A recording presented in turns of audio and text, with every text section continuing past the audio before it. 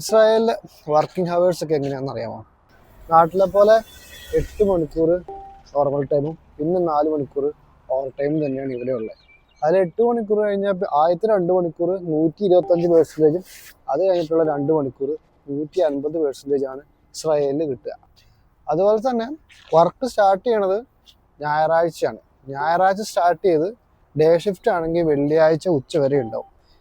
ചില കമ്പനികളൊക്കെ വെള്ളിയാഴ്ച വൈകുന്നേരം വരെ ഉണ്ടാവും. നൈറ്റ് ഷിഫ്റ്റ് ആണെങ്കിൽ ഞായറാഴ്ച സ്റ്റാർട്ട് ചെയ്ത് വ്യാഴാഴ്ച വരെ വർക്കിംഗ് ഉണ്ടാവും. അതിൽ നൈറ്റ് ഷിഫ്റ്റിന് ആദ്യത്തെ 2 മണിക്കൂർ 100%, പിന്നെയുള്ള ബാക്കിയുള്ള മണിക്കൂറുകൾ 125% ആയിരിക്കും കിട്ടുക. അപ്പോൾ 8 മണിക്കൂർ കഴിഞ്ഞാൽ പിന്നെ ഓവർ ടൈം ആയിട്ട് 150% ആയിട്ട് മാറും.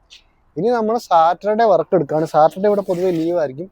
അന്ന് വർക്ക് എടുക്കുകയാണെങ്കിൽ 200% ആയിരിക്കും നമുക്ക് കിട്ടുന്നത്. അപ്പോൾ ഇങ്ങനെയൊക്കെയാണ് ഇസ്രായേലിലെ വർക്കിംഗ് ഹവറും സാലറി സ്കെയിലൊക്കെ വരുന്നത്.